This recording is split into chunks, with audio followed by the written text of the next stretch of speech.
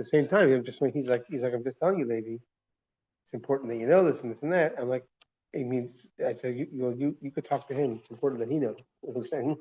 It's not important that I know. No, but I'm just telling you because having said that, let's get into the to our teaching today. So this week's parsha is Parsha Toldos. Toldos is the parsha that Yitzchak and Rivka. Yitzchak is the son of Abraham. Rivka is his cousin, and Yitzchak and Rivka come together in this week's parsha. They came together in last week's parsha, and this week's parsha they're going to have the children Yaakov and Esau. And Yaakov and Esau, at the very beginning of their journey, they're very, very different. It's a very compelling story. The fact that when Rivka is walking by an idol worship place, she feels kicking. And when she walks by a place of Torah, she feels kicking. And then she goes to the prophet of the time, who tells her that you got two nations in your womb. What's so compelling about Shem? Went to Shem. Yeah. What's so part of that, which is so compelling about the story, is that we're brought up and we're taught and we continuously visit this conversation that Hashem gives us all the ability to make free choice, to have free choice. What kind of chance does a kid have if in the womb already he's attracted to idol? Well, these are good questions and these are important questions, and we're not going to address all this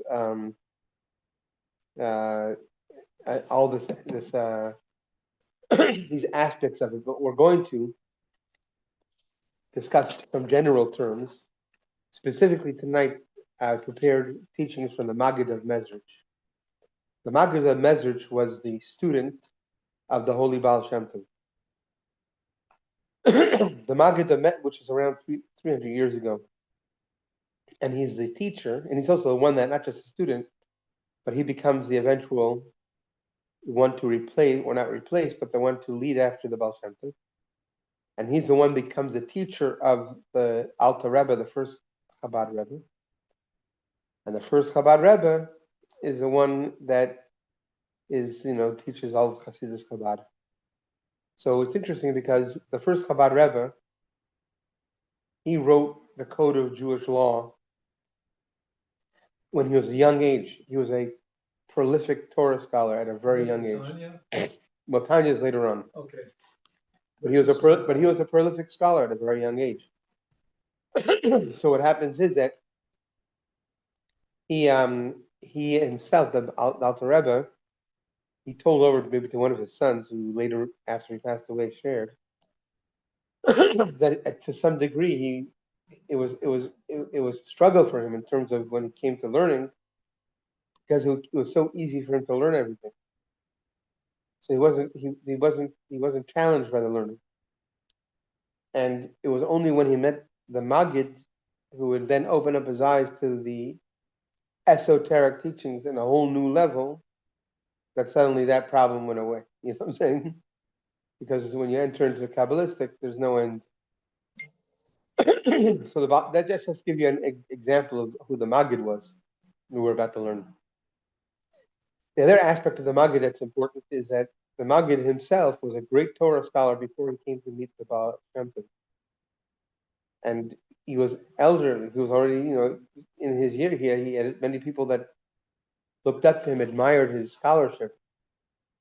But only when he meets the Baal Shem Tov and eventually he gets to experience, to have this incredible experience, amazing experience, a spiritual experience, to the degree that the Maggid said, if I didn't hear it from the Baal Shem Tov alone, I would not believe that he was born to man. Because he was like an angel at times. So either way, this is from the teachings of the Maggid. Okay? So let's look inside. We're going to read from the text inside, and we're going to go into that. So in the beginning of the parsha, you have Yaakov and Esav, and Esav is a wild man, and he's a hunter, and he does a lot of things that we would not consider kosher. Let's just put it that way. And Yaakov, on the other hand, is a studious person.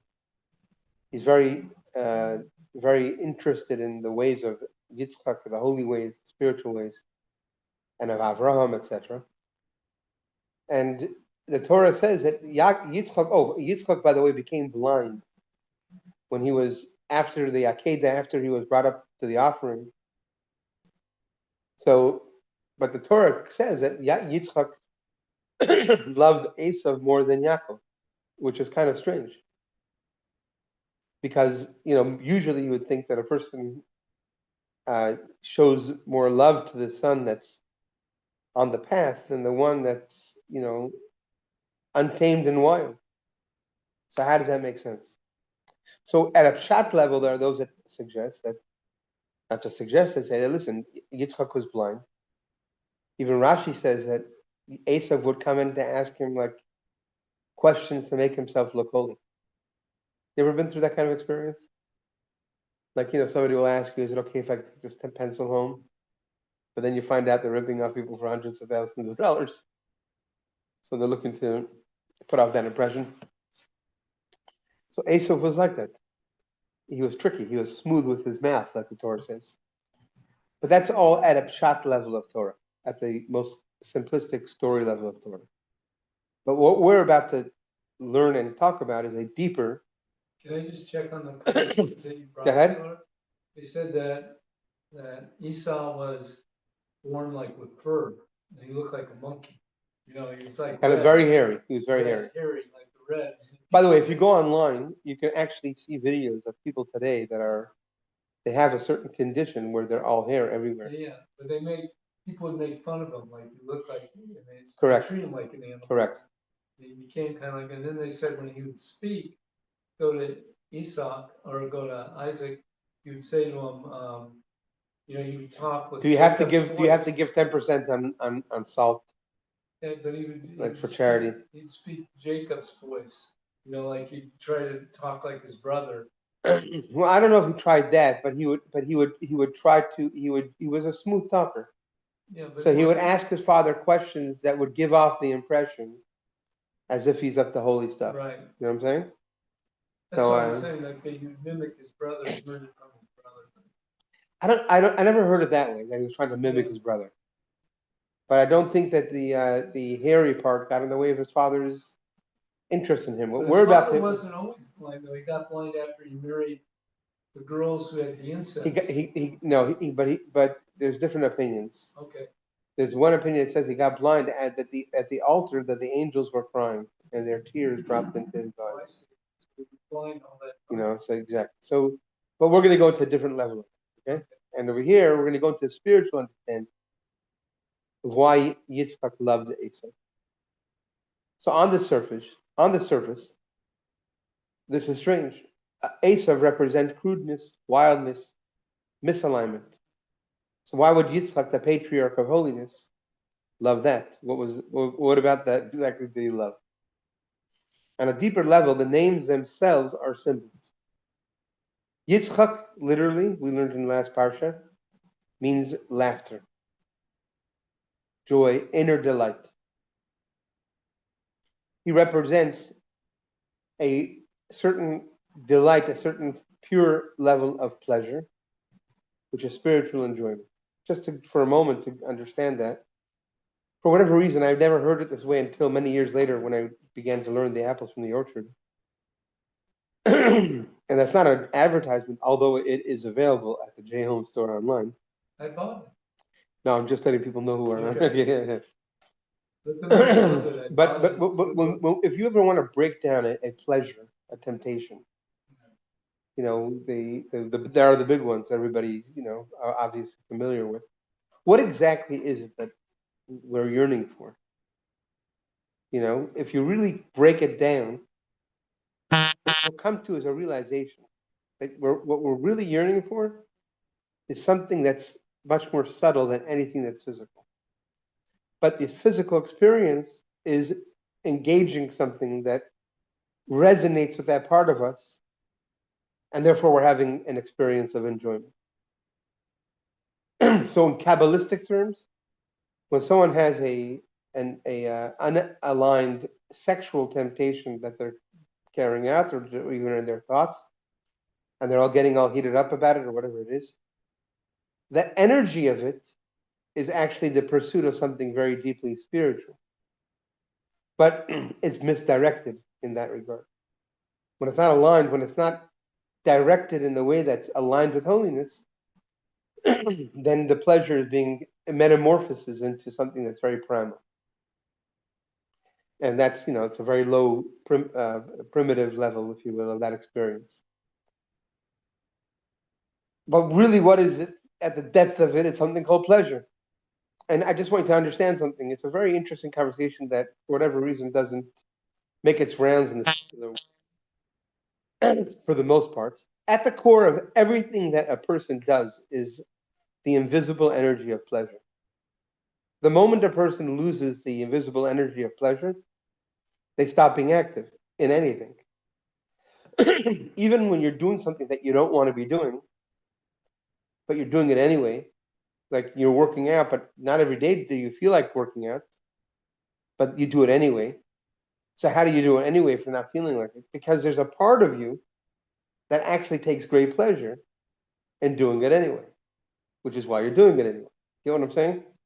So behind everything that is driving our engine as souls is the invisible energy of pleasure, of delight. However, if it's just left to the impulses of how we operate, then that pleasure will more likely be one that's driven by the primal animal within us. So we'll be seeking pleasures about how to fulfill that need, that desire, that want. But again, that's a lower version of that, which we're really seeking. And that's why when people experience that pleasure, there's a down afterwards. Like it has a peak to it. The fact that it has a peak to it is because of the fact that it's not really real. It's only real to some degree. It's a very temporary experience. You get that? It making sense? Am I making sense? Yeah. So now, having said that, Yitzchak represents the ultimate spiritual experience of spiritual delight. Now, I want to just let you know on a different note, not a different note, but just as some input. I've been giving a class recently from the second Chabad Rebbe about the different levels of excitement one has in spirituality. The lowest of which is when a person gets all excited about God, but really it's all about themselves. Okay? And I don't want to go into examples about that, but I think anyone that thinks about it could come to the conclusion where people are in their minds they've concocted a way that they're totally in tune with, they're having a godly experience, but really what it is a completely self manufactured one that fits their needs and has no submission to God's will in it. You get what I'm saying? But that's already the first level. That's already just to let you know that that's the not good level. But then the higher levels, there are different levels of sensation. Like when a person feels that in terms of after they meditated, they feel close to Hashem. But in that closeness that they feel to Hashem, there's different levels. The highest of which is what's not about you. It's the soul that's experienced that delight through you. It's a very high level. And that's the level of Yitzchak. Yitzchak is actually that. Yitzchak is the epitome of the experience of delight. Now, how does that occur? In the service to Hashem. So that's what it says there's a truth about pleasure. We're here on page 1. Pleasure that's constant stops feeling like pleasure. Did you ever hear that one? If there's no contrast, there's no felt joy. If you have something all the time, then you no longer have the pleasure of it because it's constant. So in order for something, that's why the Alter Rebbe, as an example, says when you look at a parrot and it talks, we get all excited. You see a kid talking, it doesn't excite you because you're used to that. Makes sense, right? But because it's unusual, so it creates a delight when you see a animal that otherwise you don't expect it to talk. It's talking. So now this is why Yitzchak loves Esav, because pleasure loves distance. The part of us that corresponds to Yitzchak, the delight center of the soul, is actually attracted to places of distance, darkness, misalignment. Not because, God forbid, it wants to stay there, because it knows that closing a gap feels better than never having had the gap. So it's not that one in this, in this line of thought, one would think, okay, if that's the case, I really want to get close to Hashem. So let me go out there. I'm going to sin like I never sinned before. And then I'll come back and I'll do tshuva, and that will create such a delight. I'll come back into routine. That will create such a delight. The Talmud says if someone's going to do tshuva and then I'm going to return, and then Hashem doesn't help them do tshuva. There's another way to look at that you read about this week that um, he dug wells.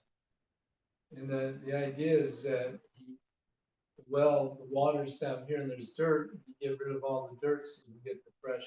And so that's what he's looking to do with Esau, is once you get Correct. rid of Very good observation. It's very much related to each other. So what you're saying, they're going to separate the distance or bring the distance together. Yes. He reveals the light in the darkness. Right. You know? It reveals the water through the dirt. And that's why Esav also keeps coming back to Yitzchak. That's the intermittent meaning of Yitzchak asking Esav, make me delicacies. When he wants to bless him, he says, make me delicacies. What does that mean spiritually, the Maggid tells us? It means bring me something that's going to increase my divine delight. In other words, Esav, who naturally comes into this world as a raw and undefined parts of, now we're talking to us on our service, each one of us have the Esav and Yaakov within us. The Yaakov within us is a part of us that is naturally aligned with the divine, and the Esav within us is a primal energy that is always looking for satisfaction in the physical primal sense. So at the same time, even though the neshama is the neshama, it's the spiritual level, the high level, but the delicacies come from the synergy of the neshama and the body. And that's what the delicacies are. Like it's explained in a different mimer, when you have something to eat and you just have one spice on it, it has only dust. But what a delicacy is when you have a mixture of the sweet and the sour. You get what I'm saying? It's a mixture of both. So the delicacy is enhanced by the fact that Esav, the wild, the untamed energy, not just in the case of Esav, but not just in the case of Esav, but in the energy of Esav, by that being transformed, when we get it in touch, when we realize, hey, I'm just totally out of line with how I'm letting my energy just like take me over, the Esav energy. And instead we redirect it into a spiritual pursuit, then that's referred to as delicacy. You get what I'm saying? There's something about it that the Mishnah says that a person who sinned and then returned is at a much higher level than a tzaddik. It's always been a tzaddik. It's always been a righteous person. Yeah, you understand why, right? So here we go. Esav, the wild, goes into the field of life, into messy choices, and even into conscious wrongdoing. When those parts finally turn back, when they seek reconnection, the pleasure of return is far deeper than the pleasure of someone who never left. I'll tell you for myself. Part of my own journey has been, my bumps in the road as a human being, has been the inspiration that I see from people who have not been religious for a large portion of their life. And then they find that they have such a fire inside them. And here I am, I was brought up with it all the time. You know what I'm saying? Observing that fire is contagious. It's powerful. You know? Now, this is the secret of this teaching. Great is tshuva, the return, for intentional sins become like merits if the return is from love. That's from our teaching, the sages. So what does that mean in energetic terms? What does that mean in energetic terms? What it means is every sin, every conscious misalignment holds a charge of desire, intensity, and life force. You get that? So the sin itself is a manifestation of a negativity. But the energy in that sin is very, very powerful. It's very. Wants to teach you something. It's exactly. It's a lesson. So the moment you decide from a place of love to lift the same energy back towards source, it becomes fuel. That same exact energy which was going in contrast now becomes fuel. The stronger the desire was, the more intense the delight is when it's reoriented. So the very thing that once pulled you away now becomes a doorway to deeper pleasure and reconnecting. This is why those past wrongs are transformed into merits, not because they were good, but because the alchemized energy of them now feeds your intimacy with the divine. Now we can understand the verse from afar Hashem appeared to me. Not despite the distance, it's through the distance. So when you feel far, fractured, or exiled from your own soul, and in that distance you turn your face back to the divine, something then very specific happens. The contrast intensifies the experience of connection. The farness becomes the very reason the encounter feels so real and alive. This is also the inner meaning of peace to the distant one through the distance. Meaning, Shalom Larachok, it's a verse, it says peace to the distant one. But what does it mean? Through the distance, there's a certain power, energy. That your distance or your ace of places in our conversation, the shadows are not proof that you failed spiritually. Actually, they are the terrain through which Yitzchak, the pleasure of your soul, can experience a deeper, more awakened joy in coming home. So now you know why Yitzchak loved Esav. Because the truth is when you ask people, have children, and they have ones that went off the track and came back, often you hear that they have a special twinkle in their eye about the kid that used to, do everything that used to give them, keep them up at night, and now they're doing fantastic. You know what I mean? There's a certain pleasure in that, and that's what he's talking about. So just like you have that also in the humanity of things, that's the way it is in the spiritual of things. Ready for the next one? Yeah. Okay. The next one. So it's also from the verses when the Torah says there's only no awe of God in this place. So it sounds like it should have said there's no love of God. After all, what shows up on the surface is distorted love, lust, betrayal, infidelity. This is Yitzchak when he's talking to why he told the story about Jesus' sister. It's not he didn't say it was his wife. So there's no awe of God there. So the question is, the obvious statement is, he's trying to tell them, you guys are a bunch of perverts, and you have no boundaries. So really what he's telling you, if you would think it, what he's telling them is no love of God. Meaning your love is for your own personal satisfaction. There's nothing divine about your situation, right? So what's going on? But here's a deeper layer. Number 3, page number 3. Here's a deeper layer. Okay. Every form of love, even bad or misdirected love, is meant to be lifted into awe. Awe is what refines and realigns love. Can I just give you an example of that?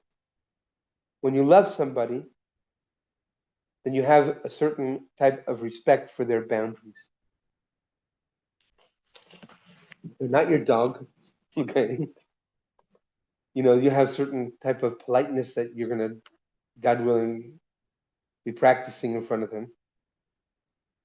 And every time you're about to do something but you don't do because you love them, that's a sense of awe.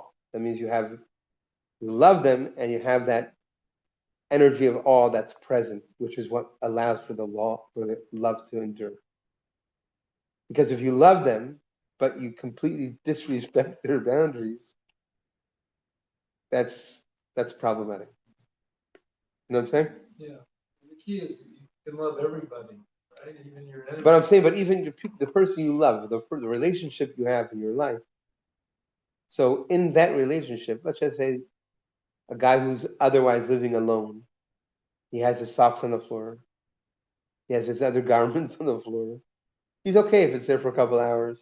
Not the big deal. They'll clean it up later. No big deal, you know. But let's just say she is very meticulous about that and just doesn't like that. And to her, order is very important. So when if a guy really loves her, he's not just going to be buying her flowers and not just going to be all over her to let her know how much he loves her, but he'll be doing things that will portray a level of awe, a level of respect, Makes sense. right? Unfortunately, many relationships don't have that and they don't last very long. You know what I'm saying? Because if you don't have the awe in the relationship, then there's an imbalance that we're experiencing. So Abraham is unadulterated love. That's what he represents, the divine love. But Abraham also gave his love in places that were not meant to receive it. There was or didn't have the boundaries that we're talking about. Ishmael, for example. Yitzchak is on the polar opposite. He's the energy of awe. The energy of awe is also that which has that distance to it, which is why there's pleasure to it. It's all attached to each other. So here's what he says. Abraham represents love. Yitzchak represents awe and holy fear. Yaakov represents compassion. The text hints at the beginning of the Torah portion, Abraham gave birth to Yitzchak, meaning that real love must rise to awe. And Yitzchak gave birth to Yaakov. Awe gives birth to compassion. Now we're about to get into a very interesting teaching from the Maggid on this. Okay, ready? Yes. There are two kinds of compassion. There's a compassion that's born of awe. Here's what it looks like. This is when you interact with someone who's not in a good place, and you do hold boundaries. You do hold truth. You don't collapse into enabling. You feel for them, but you still relate with clarity and justice. There's compassion, but it's structured. It has a spine. But then you have a compassion born of love alone. This is like a parent toward a child at certain times. Even when the child has everything good, the parent still feels a deep, tender ache and care. Are you okay? And yet my heart still holds you. This is compassion that flows simply because of the bond. Now let's return to our core point. When a person experiences bad love, for example, and a non-holy sexual lust that pulls them out of the divine alignment. So he's saying you should know it's not just a random, it's not random and it's or evil at its core. Actually, it's life force, love energy flowing in the wrong direction, like I mentioned earlier. So being aware of that energy, sometimes people carry guilt, like why am I letting how did my mind get there? That's not the way. So think about the fact that there's an energy that's right now going in the wrong direction. It has to be redirected. When you bring awe of the divine into your awareness, when you remember in a real and visceral way, my life is a channel for something infinitely higher than my impulses. The raw cravings begin to lose its grip. The energy is still there, but it's no longer running the show. It becomes available to be elevated. That makes sense? Yeah. Try it. You got to give it a try and come back and tell me how it works for you. You know what I'm saying? But it's a really interesting thing. It's with all forces within us that could, that flare up. It could also be with a resentment. It could also be with anger. The same premise and the same principle applies too. The energy that's showing up is not a bad energy. It's the fact that it's showing up in those clothing. That's what's making it not good. I read that paragraph every night, Master of the Universe. I forgive all. Yeah. Yeah, it's such a great one. It Do you find that there are certain people you have to forgive every night again and again? Just kidding. You do. Of course, it's no question. I work with evil people like No, 100%. No, yeah, it's funny. I went through. then you have to love them. I said I can't let them bother me. I can't let that corrupt me. Correct. Well, you have to also, be present to why it is that we have those experiences and how we can manifest the lesson of them. You know what I'm saying? True. I have to figure out why I attract it. Well, I wouldn't say why you attract them, but why you have that experience. Yeah, to learn to not. There's something you have to have that, there's. To learn not to react to it. Yeah, but I'm saying, but not just that. Sometimes you observe something. Not sometimes. Baal Shem Tov says when you observe something, it's often something that exists within us, but we're incapable of seeing our own shortcomings. So Hashem puts it in a scenario that we get to observe as an outsider. And if we're smart, we get to take a lesson from that. Right? Yeah. It's like, eating. I had addiction to eating. I became Fat Randy. And then I said, I'm not going to be addicted to food anymore. Let it control me. It takes a while to figure it out. Yeah, absolutely. Once you get it, then, food does, I'm not addicted to have a full meal. I can eat a half a meal. I can eat just a little bit. But I used to there are people you see when we get together that have to have this huge plate and go get 5 plates. I go, how do they eat that much? Like, what?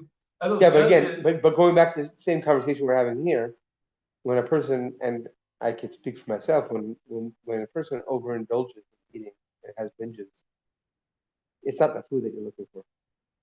There's a reason why people call it comfort food. There's a sensation that a person is looking for. They're nervous. Whatever it is, it's a physical fulfillment which is temporary. It's not really tapping into it. It's a temporary thing. It's like taking pills. But it's everything: drinking, sex, whatever you want to call it, whatever you enjoy to excess. Correct. You don't need it. That's what the awe is. That's what he's saying. Now, when you bring awe of the divine, your awareness, and you remember, and I remember, so that's what we just said. This is the meaning of the phrase, there is only no awe of God in this place. If awe were present, even this twisted form of love could be transformed.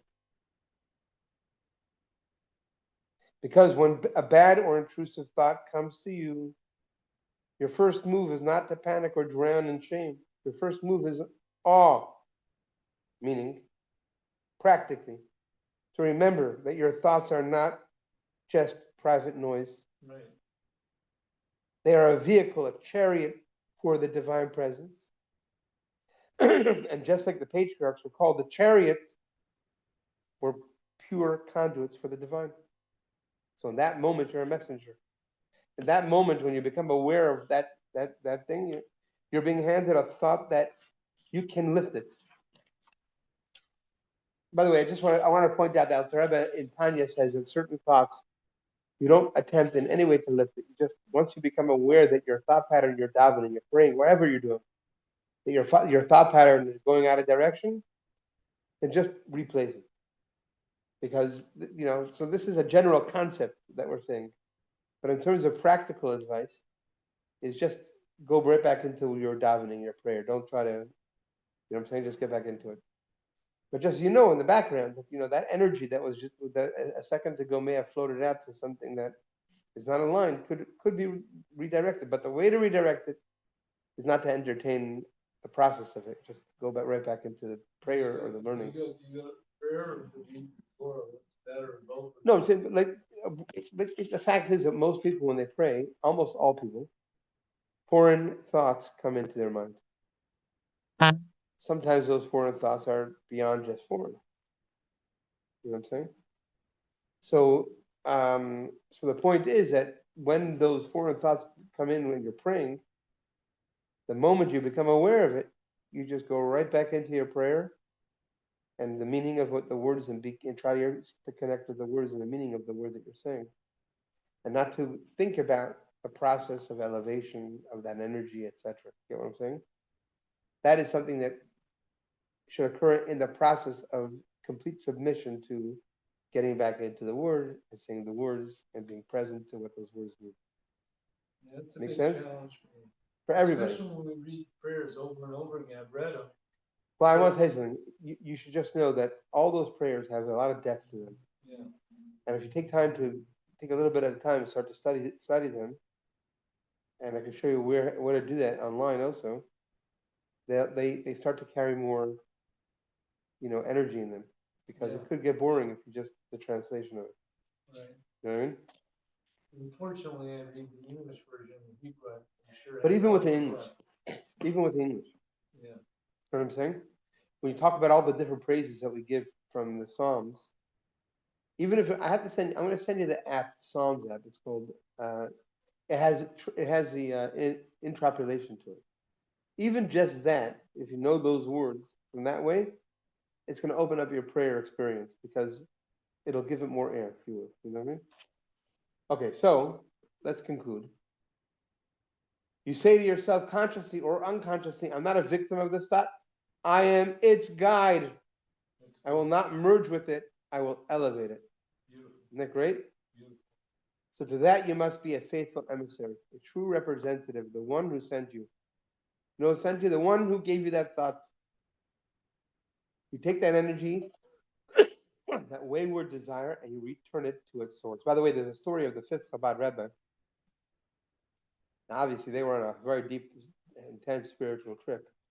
There's a story about the fifth Chabad Rebbe that one time he wrote it down. His son only found this out many, many years later.